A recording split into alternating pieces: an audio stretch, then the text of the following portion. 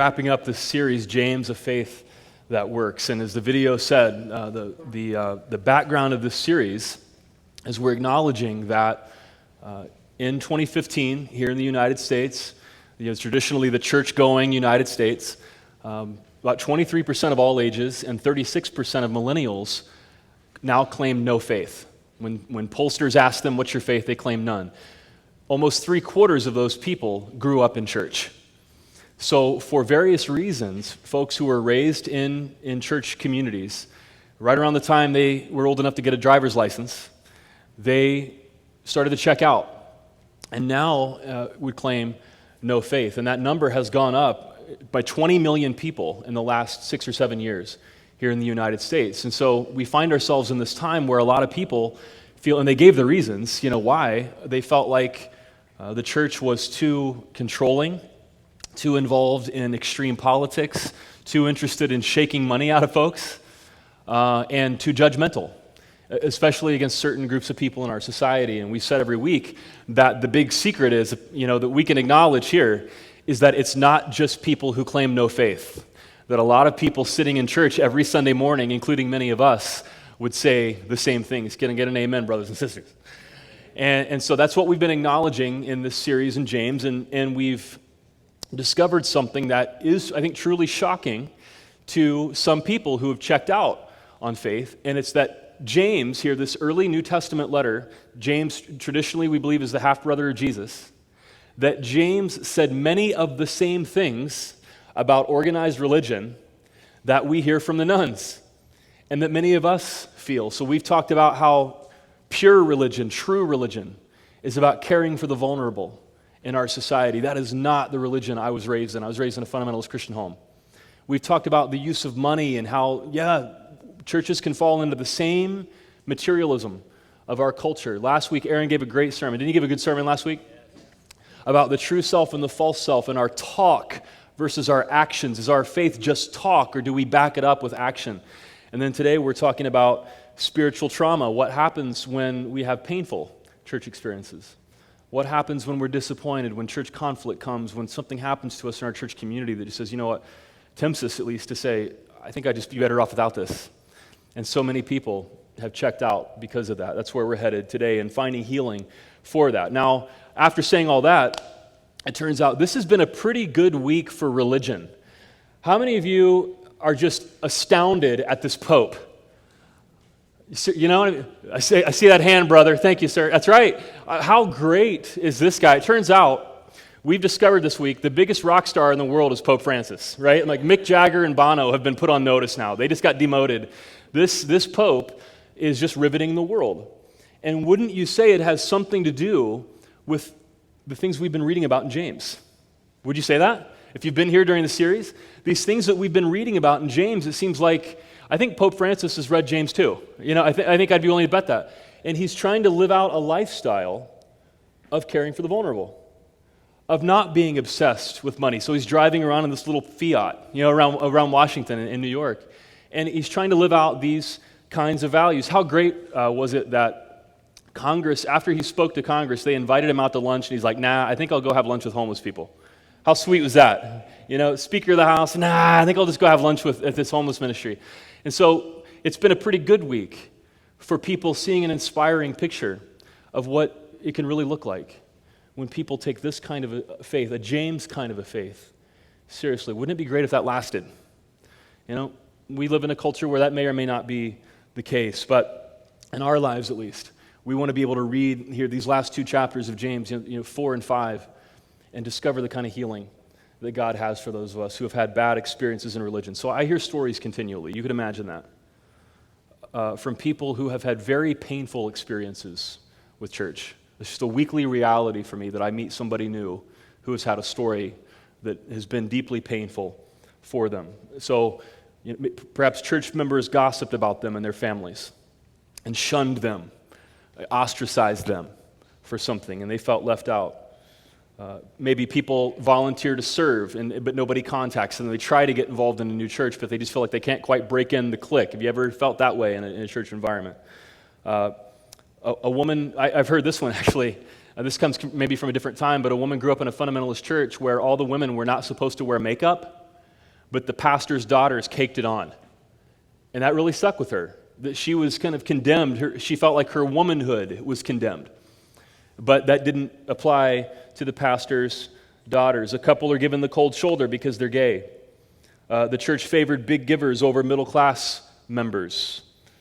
Maybe there were power plays and alliances created. It was like this, church turned into this episode of Survivor. And there were a group of people that felt like they were voted off the island. Like all of a sudden, like this power struggle happened, and it got weird. And things like that they just occur regularly.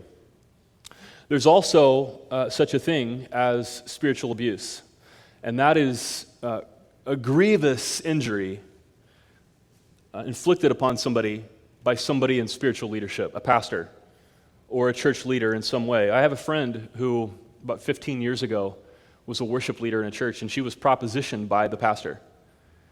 And, that's bad enough, but it was worse. She had been abused as a little girl, and she had some pastoral counseling sessions with the pastor of the church, the pastor she worked for. And a few weeks in, he suggested, well, maybe we should reenact what happened to you. And that way you could find healing if we reenact that. She sued him and won, rightfully. He lost his job, rightfully. Guess what he's doing now? Right back in the saddle. He's a pastor again. And so these kinds of things happen.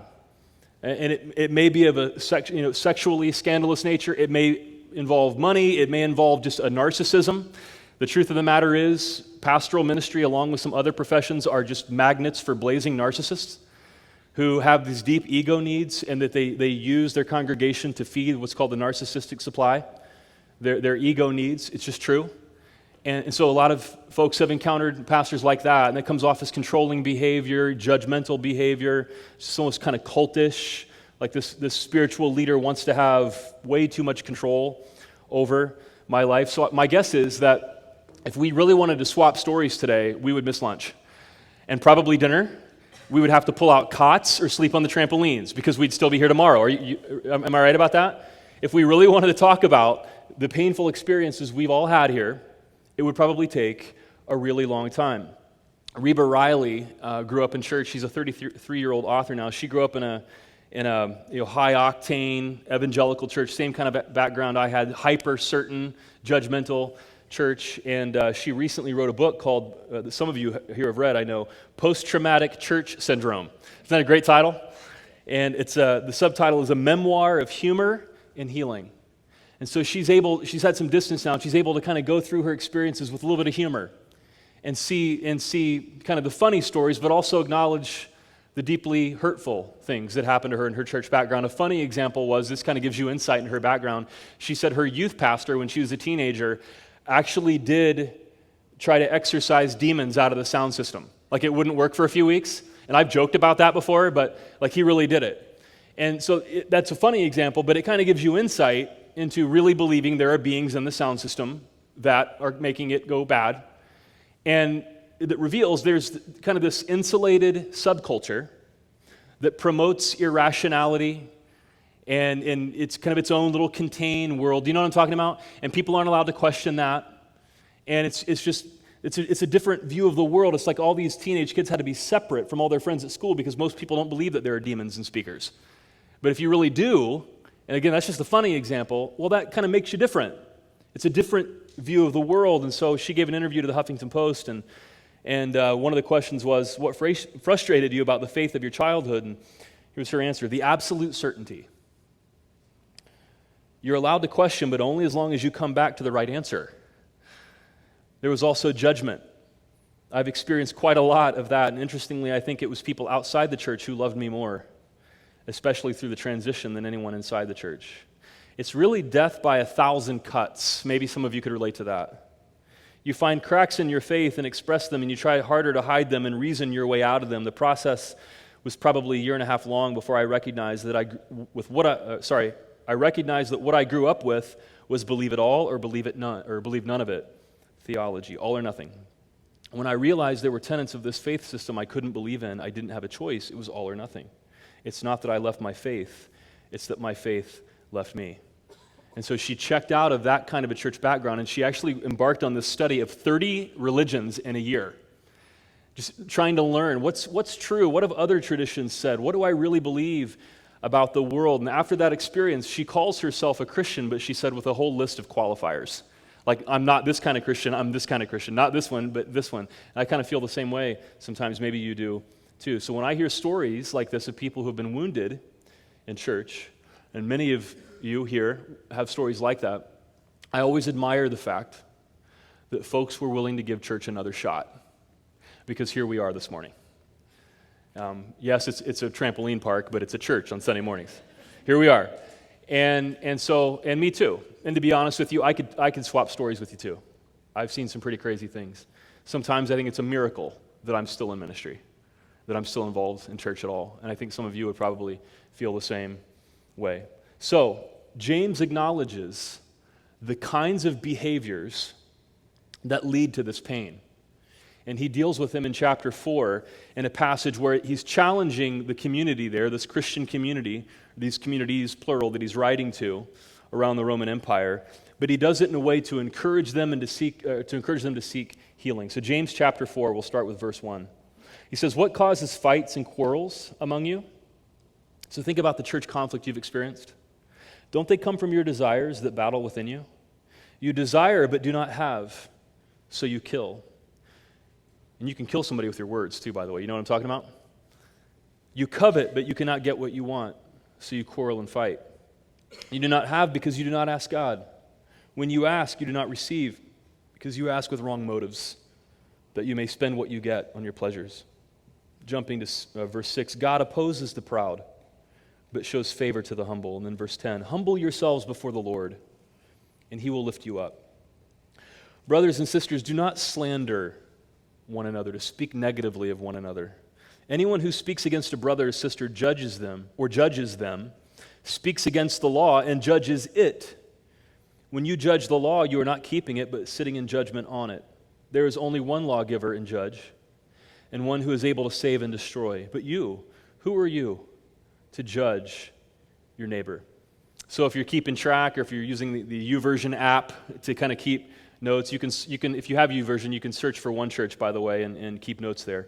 Refuse to participate in community killing behavior. There are types of behaviors that kill community. They destroy church family or any kind of relationships. Refuse to participate in community killing behavior. So last season, the Seattle Seahawks beat the Green Bay Packers. I think we have more Packers fans here than Seahawks fans, so I'm just like treading lightly right now. We're not going to talk about that for long, because it changed this year, didn't it, Packers fans? So last year, you're like, "It's right, it did." So last year, the Seahawks beat the Packers, and the quarterback of the Seahawks is Russell Wilson, a devout Christian, good guy, very talented player. And after the game, Russell Wilson was being interviewed, and he essentially gave God credit for the Seahawks' victory. And pretty much implied, God wanted the Seahawks to win, therefore we won. So thank you, God. God is on our side. God is a Seahawks fan. And we won because of God. Now, after hearing those comments, the quarterback of the Packers, Aaron Rodgers, said, who is also, he claims to be a Christian as well. He said, "I don't think God cares a whole lot about the outcome, of a football game. He cares about the people involved, but I don't think he's a big football fan." So chalk one up for the Packers there, probably, right? And then last Sunday, is that right? The Packers defeated the Seahawks. They got back at the Seahawks. Hold your applause, please. And so they defeated the Seahawks, and Aaron Rodgers made this tongue-in-cheek remark. Apparently God was a Packers fan tonight, right? And I'm sure that felt really good to him.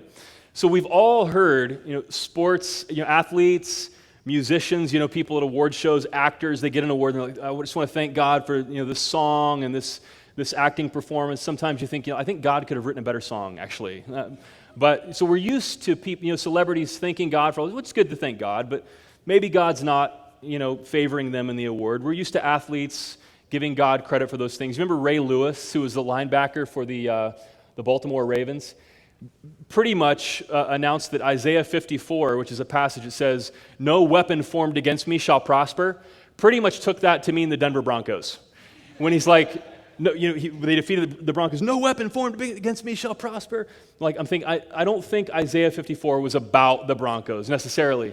So we're just used to people kind of assuming that God is on their side. Now, this is something, if we're honest, we'd admit we all do this. We all kind of assume that God is like us, or at least our ideal self. If you're a Republican, you're likely to think God's a Republican. If you're a Democrat, you're likely to think Jesus is a Democrat. If you're an American, you're likely to think Jesus is an American. And none of which are true. But we tend to project our idealized self onto Jesus. It's like Jesus is this blank screen, and we project on him what we want. Now, in fairness to Russell Wilson, every time he takes the field, millions of dollars are at stake for his team. There is the possibility of career-ending injury for him. He could be paralyzed in the field. So you could start to think how somebody with that kind of pressure could think, God's on my side on this one. I mean, you kind of can't imagine, right? Like when your physical safety is in jeopardy, hey, maybe God's on my side and is looking out for me. And the truth is, we don't have to have millions of dollars at stake or physical injury at stake to assume that God is on our side in a conflict. And this is where many painful experiences in church come from. Somebody says something happens. Maybe there is narcissistic behavior, something happens, and sides are taken. And the other side is demonized, and we're right. And the longer the conflict goes on, the wider that gulf becomes between us. And we just form alliances. It's like battle lines in a war. And we're just facing off against each other now. Church is split, people leave, they're hurt, people are battered and bloodied by this conflict. Because there is, and sometimes awful things occur. Sometimes that was evil behavior, absolutely. Sometimes it's not that, however. Sometimes it's really is a misunderstanding. Sometimes it's petty. Those things happen too. And no matter what it is, we can square off and form alliances and essentially go to war with each other. We're all prone to this behavior, taking sides, assuming God is on our side, and demonizing the other side. So there are people here who really have been abused by somebody in spiritual authority. What happened to you was awful. It may have been criminal, actually. And in a situation like that, you just get away. Or if you're taken away from church, if you're in an abusive relationship or a marriage, just get away. Take the kids, get out. Get to a safe place. Right? There are different kinds of conflicts, different levels of conflicts. So that happens. People are rejected for who they are. That happens. Sometimes the best thing to do is to leave. There are also many, many, many times when it's something like this. I remember a couple of years ago, there was a couple who was new to one church. And they came in with a story. I've been hurt by church, and we're looking for a different kind of church. And I'm like, because I'm used to hearing those things. I'm sorry. And what happened? It's God's honest truth. And I'm like, well, we visited a church a couple times, and we met the pastor a couple times. This is a church of about 1,500 to 2,000 people. And like, second time we met the pastor, he didn't know our names. God's honest truth. I'm like, oh boy, I'm in trouble, because there are times, all the horrible things, that does happen, and it's happened to some of us here. There are times when it's petty. I think I've read one person can remember about 500 names, and that includes all your family and friends. There's no way in the world that pastor could have remembered everybody's names. But that does happen. There are people who have problems with church, and it's like that. Or it's something simple, and maybe you've experienced this, maybe you haven't. That person didn't say hi to me. I promise you. I've heard of church conflicts and heard them, from people directly, where it started like that. I'm like, oh boy, I don't think that's quite. I think there's a different solution than just assuming that God is on our side and drawing battle lines here, and this gulf develops over petty things. Both of those levels of conflicts take place. So in verse 10, James writes, humble yourselves before the Lord, and he will lift you up. Humbling yourself is the opposite of coveting, fighting, slandering, and judging. He's drawing a contrast here. If you're reading a Bible passage and you're wondering, what does that word mean? What does he mean by that? Often the answer is right there in the passage. He's contrasting humbleness with coveting and slander and judgment. And to humble yourself is to see yourself rightly, not as too high and not as too low. So I'm not like a god among men, and I'm also not trash. I'm a human being, and my needs are as important as other people's needs, and vice versa. Their needs are as important as mine. And they have fears and I have fears, and they have desires and I have desires. That's what it means to humble ourselves, to see ourselves rightly. When we don't do that, we're more prone to look down on other people in judgment. And there are different definitions for the word judgment. One of them is discerning. So there's nothing wrong with judgment in the sense of discerning. Is the sky blue? Yes. Okay, well, you just judge that the sky is blue. That's discerning. That's not the kind of judgment he's talking about. The kind of judgment James is talking about is the kind of judgment that looks down on others in condemnation, as though I am somehow morally superior to those people. And I'm going to look down on them and condemn them. I'm sitting as the judge, jury, and executioner over them. And there is something bad about that person. When I do things that are less than good, it's because I'm stressed out. But when they do things that are less than good, they're evil. We do that. And that's judging somebody else. Much church conflict is created or perpetuated by judging. James says in verse 11, when we slander, when we speak negatively about somebody in judgment toward them, we're actually not just judging them, we're actually judging the law. And earlier in the letter, he told us the law is to do unto others as you would have them do unto you, the golden rule. That we actually sit in judgment on that. That we're actually not just judging that person, but we're saying to God, you know what, God, that whole thing about doing unto others, not in this case. I'm just going to do something. I've got a better idea than you do, God, about how to handle this. And so now I'm going to judge this person, and even I'm going to judge the golden rule. And so I got this one, God. I don't need to love this person as I love myself. I got it from here. That we actually judge the law as well. Jesus tells us in Matthew 18, if we have something against somebody, to go to that person. Go to that person directly. Before going and telling somebody else about it, which is gossip, before spreading it and building alliances, but go to that person first and say, you know what, this happened, and I just wanted to clear the air. Matthew 18. So the Matthew 18 principle of reconciliation. If something happens that offends you, go to that person first. So first of all, again, we're saying if you're in an abusive situation, get out of that. But much church conflict is actually based on less than that. Maybe somebody judged you, and you know what that feels like. Maybe we've judged other people and written them off as well. Another way of saying it, if you're tracking along or keeping notes, is to determine to be a big-spirited person. I went to a small Christian college back in rural Ohio. The college was founded decades ago, and basically the idea of this college is to get as far away from the city as possible, because cities have temptations. And so you stay away from the city, so it's this rural area, and you have these twisty roads to get back there. But there was also some loving community in that little Christian college as well. There were some healthy things happening where they were talking to us about character and trying to lead us towards wholeness in their way. And the president of the seminary, or the college, was a guy named E. LeBron Fairbanks. Doesn't that sound like a college president's name? E. LeBron Fairbanks. This is before LeBron James, so he was LeBron at that time. He had the one name title, until LeBron James came and took it away.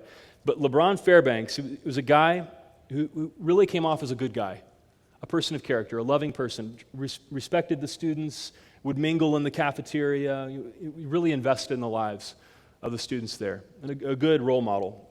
And I remember him giving a talk in my senior colloque class about character. And he said, I love this phrase, I've never forgotten it. He's like, I've made it my goal in life to become a big-spirited person. And he said, I want to be a magnanimous person, somebody who is big-spirited. And I just thought it's an awesome word picture to talk about how to relate with other people and to talk about character. So big-spirited. He went on to describe what he meant by that. But this is the picture that I have, the mental picture I have about what it means to be big-spirited. Freddie Mercury. What else did you expect? What other answer is there? So here's why, Freddie Mercury. Who remembers the Live Aid concert in 1985? Show of hands, if you would, showing our age. Who remembers that concert? The rest of you need to go home and get on YouTube and Google Live Aid 1985. This was the We Are the World concert. We are the world, right? It was that. It was like multi-continental. So there was a concert in Wembley Stadium. I think there's one in Philadelphia. Is that right? And so Phil Collins got on the Concorde and played a concert, two shows on two continents in one day. Bono had this long, glorious mullet. It was just awesome to the max, 80s. Well, one of the performances at Live Aid was Queen. And Freddie Mercury, of course, was the lead singer of Queen. So Queen comes out on this stage in Wembley Stadium, and maybe 100,000 people there. And the stadium is just coming unhinged. Right? People are just going nuts as Queen takes the stage. They launch into the first song. Freddie Mercury raises his arm. 100,000 people instantly raise their arms. If you've seen the video, it's startling. Some people think this is the best rock performance of all time. He sings a note, the stadium sings a note. He moves, the stadium moves. It's just an unbelievable synchronization between Freddie Mercury and 100,000 people in this stadium. It's unbelievable. There's another video on YouTube, and I think it's like from 1982, of Queen performing on Saturday Night Live. SNL has this, or they're on this small stage in a TV studio.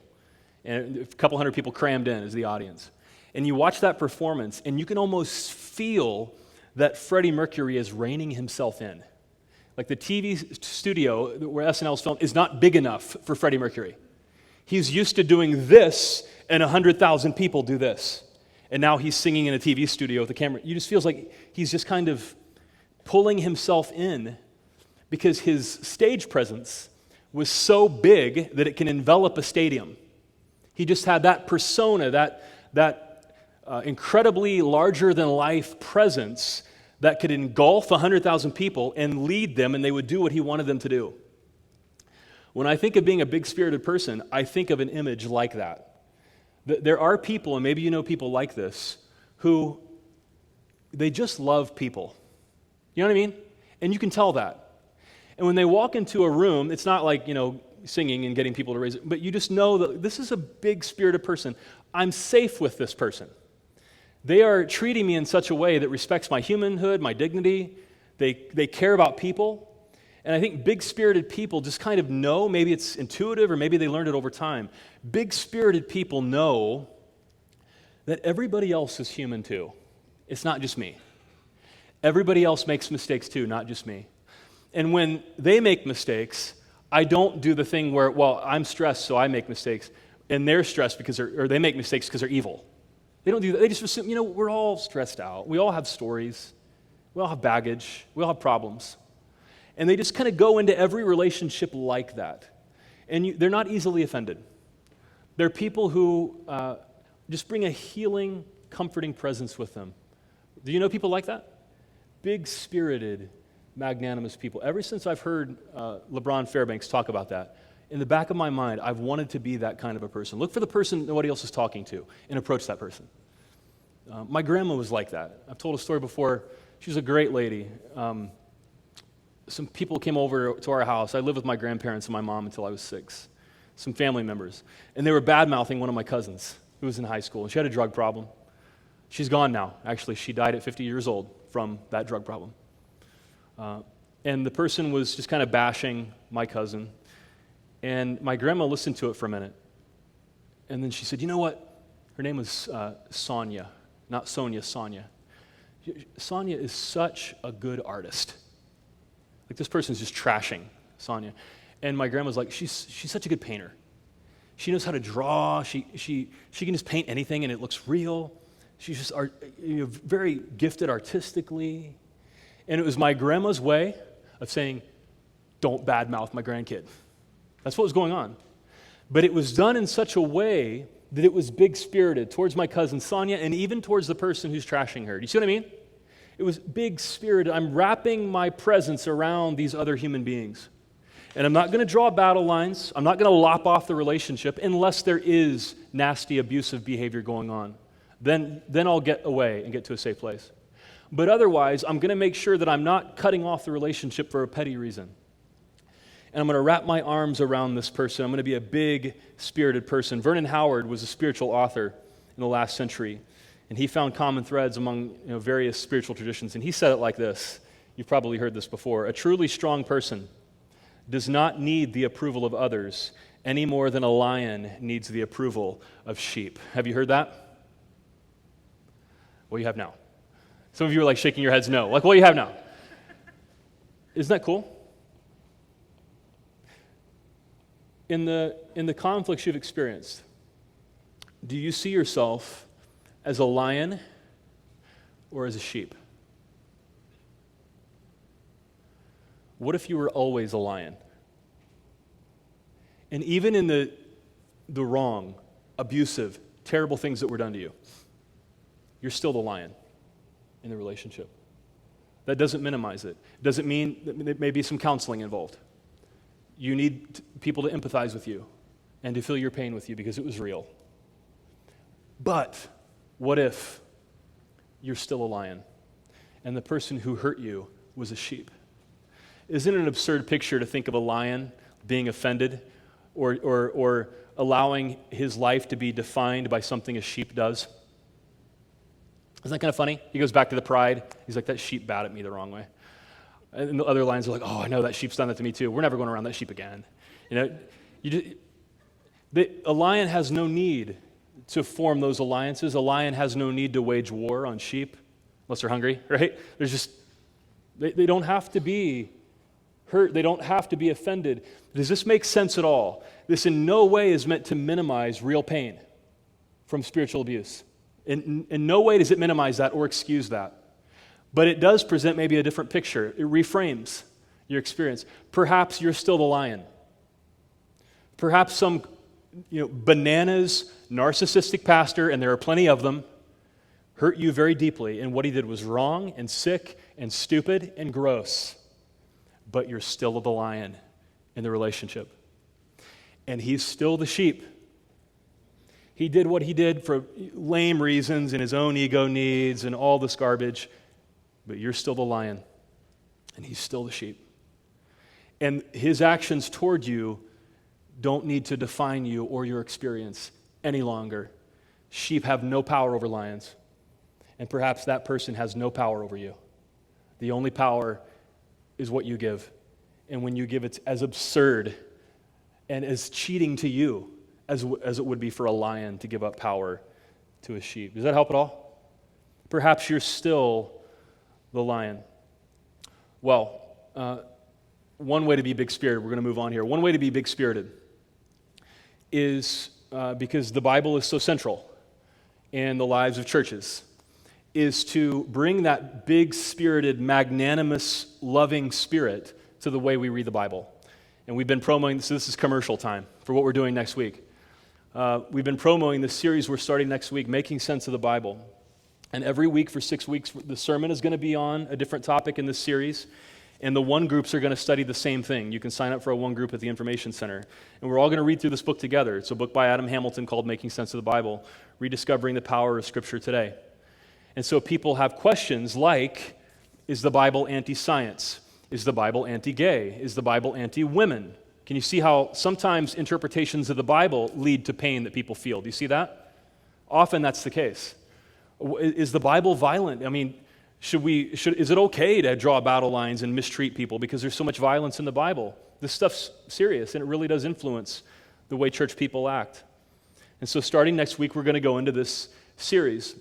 Aaron showed the video promo last week. It's 1 minute long, but I want to show it again. And it's a promo of Adam Hamilton talking about why he wrote this book. Let's check it out. So I think one of the ways to practice being big-spirited people is to bring that same spirit to the way we read the Bible. And that's what we're starting in next week. Okay, I'm going to wrap it up with this. James ends the letter by encouraging the Christian communities who read it, communities just like this. He encourages them to persevere, even in pain, when they feel like giving up. He reminds them about Job. If you remember the story of Job, it's a story in the Old Testament, the Hebrew Bible. And Job suffered more than anybody else in his time. His family passed away. He lost all of his family members. He developed a disease that gave him boils on his body. His friends were like, just curse God and die. Just enough of this. Job suffered more than anybody else, but he refused to curse God and curse life. He persevered. And James reminds these struggling Christian communities to persevere. And then he writes this in James 5. Is anyone among you in trouble? Let them pray. Is anyone happy? Let them sing songs of praise. Is anyone among you sick? Let them call the elders of the church to pray over them and anoint them with oil in the name of the Lord. And the prayer offered in faith will make the sick person well. The Lord will raise them up. If they have sinned, they will be forgiven. Therefore, confess your sins to each other and pray for each other so that you may be healed. The prayer of a righteous person is powerful and effective. And then he gives another example from the Old Testament. Elijah was a human being, even as we are. He prayed earnestly that it would not rain, and it did not rain on the land for 3.5 years. Again, he prayed, and the heavens gave rain, and the earth produced its crops. My brothers and sisters, if one of you should wander from the truth, and someone should bring that person back, remember this: whoever turns a sinner from the error of their way will save them from death and cover a multitude of sins. So it's kind of a mysterious passage. James said, if a person is sick, call on the elders of the church, the leaders of the church. This is the first time he uses the word church in the letter. Call on the leaders of the church to pray for that person, and they'll be healed, and their sins will be forgiven. Okay, interesting, powerful prayer. All right. And then he says, we can pray for each other and confess our sins to each other and experience healing. So people in the 21st century in a church like this, questions and doubts welcome. We have questions about divine healing. We think of televangelists slapping people on the foreheads and using gimmicks, to heal people divinely. And so we have questions about that. But the kind of healing that James is talking about in this passage is far deeper and more expansive than this televangelist slapping people on the foreheads image that we have. There's a man named Vinicio Riva who has struggled with a disease since he was 15 years old. And last year, he had an encounter with the newest, biggest rock star in the world. That was a powerful symbol to everybody in the world. It was on international television of what prayer and healing can look like. It's about a 3-minute video about Vinicio Riva. Let's check it out. There's an article on Vinicio in which he told the interviewer that his father was embarrassed of him. And his father wouldn't embrace him, would shun him. And so how beautiful is it? His father didn't embrace him, but the Holy Father embraced him on international television in front of the entire world. When Pope Francis put his hands on this man, kissed him, embraced him there for a minute, the prayer of Pope Francis for him, publicly like that, restored this man's dignity. It proclaimed his dignity to the entire world. You see what I mean? It made a statement to the world. Somebody with a skin issue. And he's a great guy. He has a skin issue, right? It doesn't affect who he is. But in this world, unfortunately, that's just a really big deal that alters somebody's life for good. And the Pope proclaimed to the international community, this guy's human just like us. He's one of us. And he has been shunned his whole life, and he needs to be restored into the human community, into the human family. The Pope's prayer for him, it was about more than physical healing. The guy still has a skin disease, but it was spiritual and social healing for him, and even for people around the world, for those of us who would tend to judge a man like this. It was healing for us to say, wait a second, that's wrong. And we've all experienced that, and the judging doesn't help anything. He welcomed him into the community. That's what James is talking about. That's the kind of prayer of faith that James is talking about here. That the leaders of the church would place their hands on somebody. And oil was seen as medicinal in the ancient world, and the healing came through the hands and the oil, and proclaimed this person, because in the ancient world, people were ostracized for sickness just like this, only more so because people were afraid of disease. They had no modern medical science. And so any sickness, leprosy, of course, and Jesus, of course, touched the lepers. Leprosy, any disease, the flu, anything would ostracize a person. And by the laying on of hands, the leaders of the church would proclaim to the entire community, this person is not shunned, they're not ostracized, they're not other. They're one of us, and they belong, and they were restored to wholeness and health in the community. That's what James is talking about. If you, in your church experience, can identify with Benicio, when it comes to your church life, if you feel like him, if you feel ostracized, people painted a picture of you as ugly somehow, you were treated in such a way that was dehumanizing, that was an attempt to strip away your dignity from you, the Pope there is just a symbol of God to you. The truth of the matter is, no matter what your background has been in church, the God James is talking about would see you in a parade and walk over to you and embrace you, give you a big kiss on your forehead, give you a big hug, pray for you, which would be kind of weird because God would be praying to himself at that point. Now, but you get the idea. And God's embrace of you would proclaim to everybody in the community, oh, you know what? I love this one too. This one's one of mine too. I know that pastor doesn't think so, or I know those people built alliances and it got weird, but this one's one of mine too. And you would instantly find yourself restored and healed by the Lord. That is God's view of you and God's action toward you if you have been hurt in church. If you are a victim of spiritual trauma, God does that to you right now, right where you sit, in those high-quality plastic chairs, right where you sit. That's God's embrace of you right now. James says it's always true that right now, God embraces you, lays hands on you, and says, this one's one of mine too, and restores you into community. Now, the way we demonstrate that to each other, because when I said that, God's right there doing that. Well, maybe some of you are kind of picturing that, or maybe it's hard to do in faith. Here's how we know that's happening. Here's how we know that God is embracing you. I hate to put you on the spot, but we as a church do this.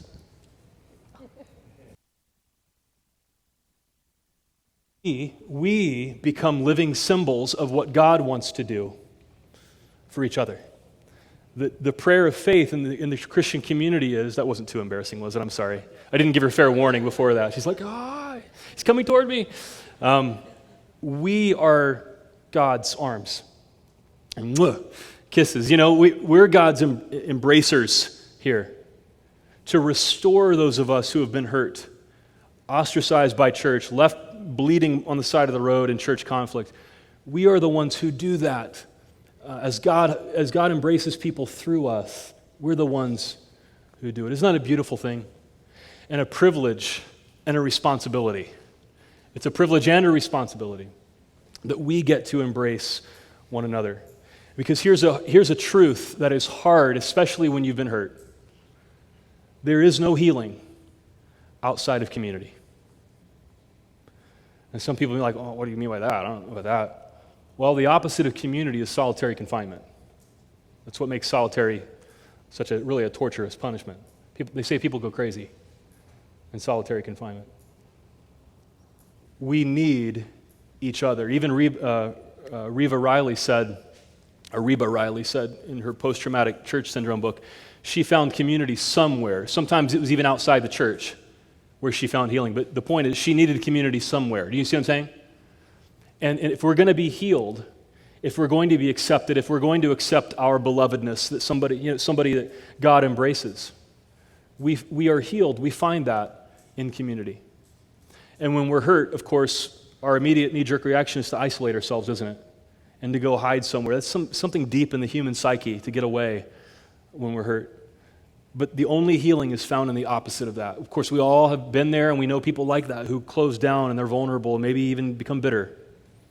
And they don't trust people anymore. And real relationships are not possible anymore at that point. That's not healing. Real healing comes when a person is able to say, you know what, okay, I'm going to trust again. I'm going to give it another shot. And the whole time thinking, okay, I'm still a lion. I'm a lion now. I always was, but now I know it. I'm a lion. I'm not going to let, people are still imperfect. I'm not going to run away as soon as I see imperfection, but I'm going to be big-spirited. I'm a lion, and I'm going to choose to let other people embrace me with God's embrace. And I'll end with this. I think it's the second time I said I'll end with this in the sermon. Sorry. This past week I made a Facebook post, just asked a question. I said, why do you think so many people after being hurt in church still want to be part of a church community? And a bunch of people responded. And it was cool to read these responses, including several people here, and I want to close with those responses. Here are the responses of people in one church to my question. After being hurt in church, why do you still want to be part of community? One person wrote, the book Holy Longing has a great chapter on this, but my first thought that comes to mind is that we're created to live in community, gathered around the person of Christ, to try to live as a believer on our own, I believe, will invariably leave a hole in our spiritual journey. I'm thankful to be in a healthy community like One Church. It's great, where I am not alone in my faith.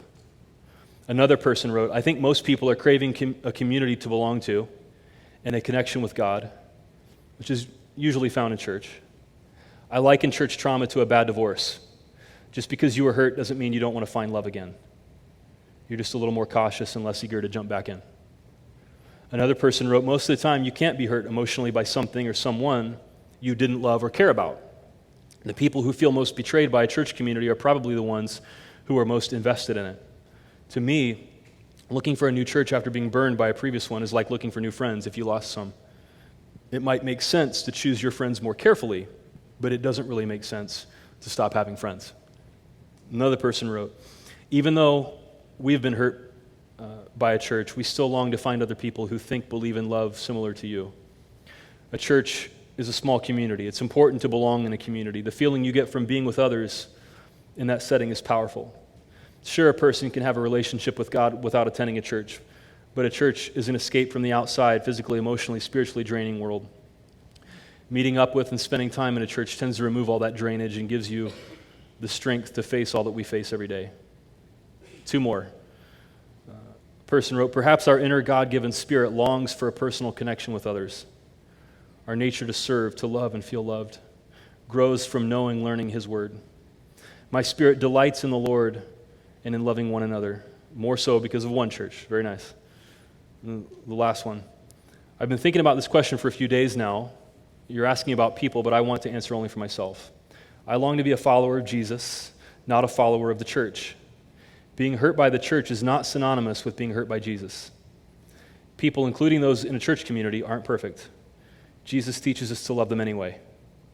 As someone striving to be a follower, I do my best to honor the teachings of Jesus, including Matthew 18:20, for where 2 or 3 are gathered in my name, there I am among them. And those 2 or 3, or 50 or 100, have the invitation to be the arms of Jesus, to embrace, to restore, to provide healing. There's a lot of wisdom in those answers. I was proud to read those. Jesus heals through community. So if you have been the victim of spiritual trauma, if terrible things have happened to you, what happened was sick, wrong, disgusting things happen in churches, unfortunately, on a regular basis, and you need God's embrace through your church family, the way that the Pope embraced Vinicio. If you're here today because you're giving church one last chance, I want to commend you for having the courage to do that. For those who are listening upon the podcast or watching on video and maybe you're in a different area, there are a growing number of churches around the country that want to throw their arms around people who have had these terrible experiences. And I'll be honest with you, I started a website called openmindedchurch.org. And you can go to that website. There are about 80 churches from 25 or 30 states on that site now who are kind of like One Church. And this ethos we have of wanting to represent Jesus and throw our arms around people. So maybe you could find a community if you don't live in the Phoenix area. But I want to encourage you to not give up. Thank you for being here and encourage you to not give up. This God really does want to wrap God's arms around you through a community that loves you. And perhaps we can all heal each other in that kind of community.